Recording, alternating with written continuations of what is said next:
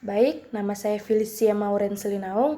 Di sini saya akan mempresentasikan laporan valuasi sekuritas lengkap, yaitu karya 1A, 1B, 1C, dan 1D.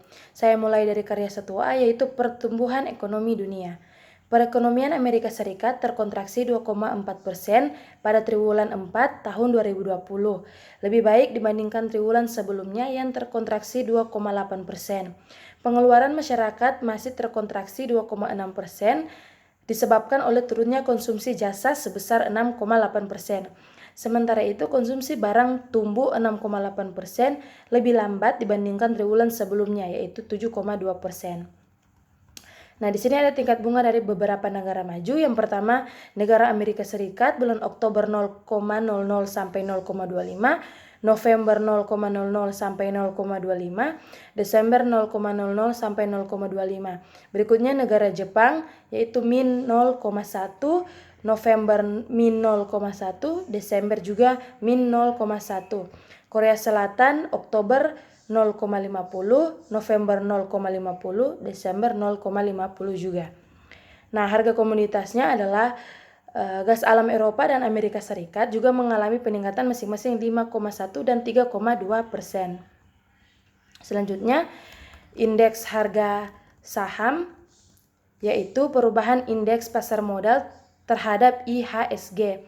Koefisien determinasi yaitu untuk mengukur besarnya pengaruh variasi variabel X terhadap variasi variabel Y, serta untuk menguji signifikan tidaknya suatu hipotesis. Yang berikut, PDB atau Pertumbuhan Ekonomi Nasional. Pertumbuhan Ekonomi Nasional Indonesia pada triwulan 4 tahun 2020 kembali terkontraksi, namun realisasi tersebut membaik sejak pandemi melanda Indonesia pada Maret 2020. Nah, tingkat bunga dari ASEAN yaitu 5 negara. Yang pertama Indonesia bulan Oktober 4,00, November 3,75, Desember 3,75. Thailand Oktober 0,50 sampai Desember 0,50 juga.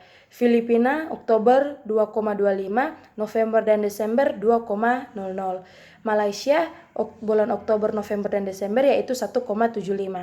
Vietnam bulan Oktober, November dan Desember yaitu 4,00. Selanjutnya APBN atau anggaran defisit. Yang pertama pendapatan negara dan pendapatan dalam negeri, penerimaan perpajakan, penerimaan negara bukan pajak. Yang kedua hibah yaitu keseimbangan primer, surplus atau defisit atau anggaran. Yang selanjutnya analisis ekonomi global, makroekonomi dan pasar global, yaitu keterkaitan indikator ekonomi global, makroekonomi, dan IHSG atau pasar modal.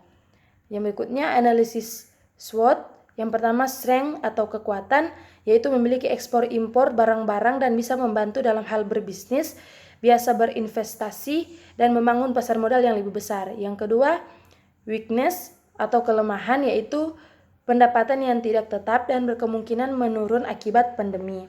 Yang ketiga, opportunities atau peluang, yaitu mendapat peluang untuk membangun bisnis dengan beberapa negara maju yang memiliki IHSG yang tinggi. Yang terakhir, threats atau ancaman, yaitu suku bunga yang kemungkinan menurun atau tidak sesuai dengan pendapatan. Selanjutnya, karya 1B. Karya 1B ini terdiri dari analisis industri sesuai dengan industri yang dipilih, yaitu saya memilih industri perbankan, yaitu perkembangan industri atau perbankan syariah. Bank Indonesia telah merumuskan sebuah grand strategi pengembangan pasar perbankan syariah sebagai strategi komprehensif pengembangan pasar yang meliputi aspek-aspek strategis. Selanjutnya, penjualan atau ekspor industri, BPS, IDX, BI, OJK, yaitu berbagai aspek telah dipertimbangkan secara komprehensif dalam penyusunannya, antara lain kondisi aktual industri perbankan syariah nasional beserta perangkat-perangkat terkait. Selanjutnya, analisis Porter. Yang pertama, pesaing industri yang ada yaitu 5 kekuatan yang menentukan struktur industri yang intensitas persaingan. Yang pertama, ancaman produk pengganti. Yang kedua, ancaman pesaing yang ada. Yang ketiga, ancaman pendatang baru.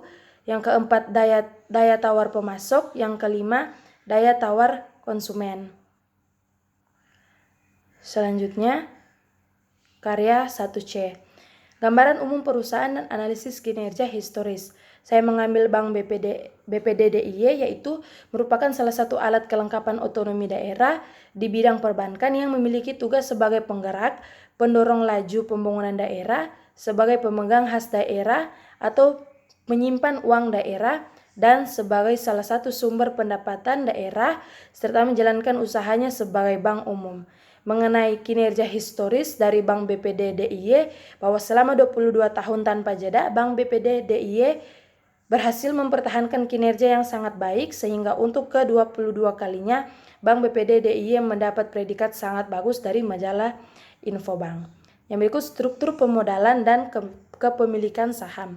Yang pertama, pemegang saham Provinsi DIY, jumlah setoran modal seluruhnya Rp 530 miliar, Kabupaten Sleman Rp 158,87 miliar, Kota Yogyakarta Rp 120,71 miliar, Kabupaten Bantul Rp 101,44 miliar, Kabupaten Gunung Kidul Rp 68,90 miliar, Kabupaten Kulon Progo Rp 59,30 miliar.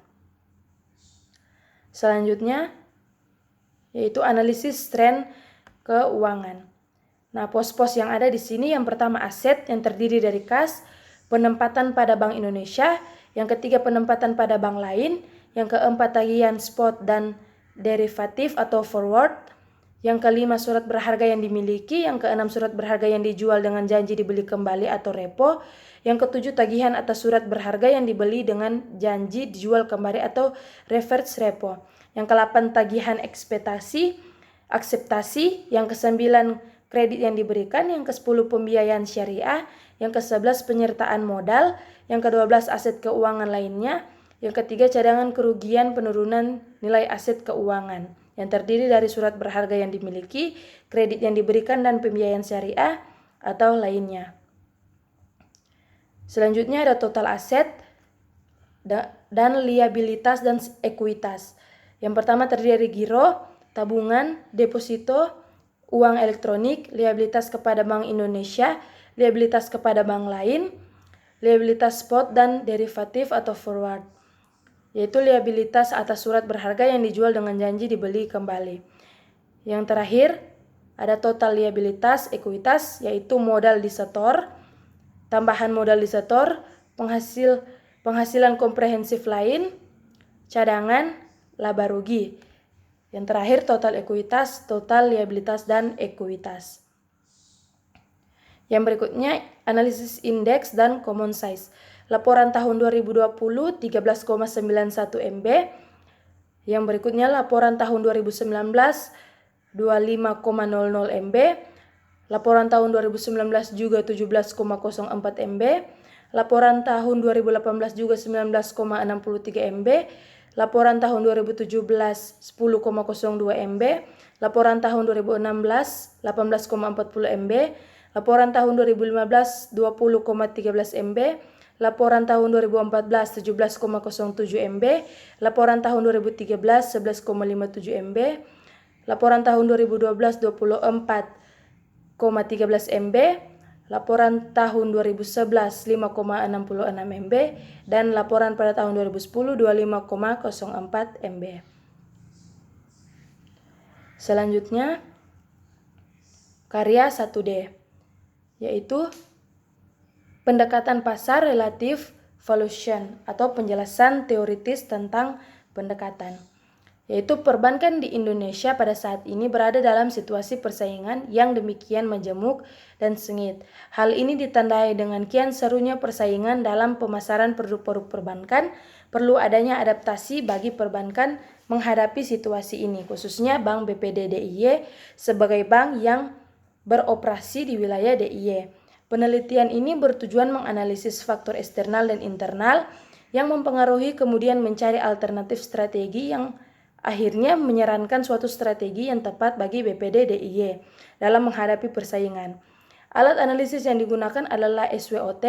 Penelitian ini menyimpulkan bahwa BPD DIY saat ini menerapkan strategi SO atau Strength Sample Opportunities.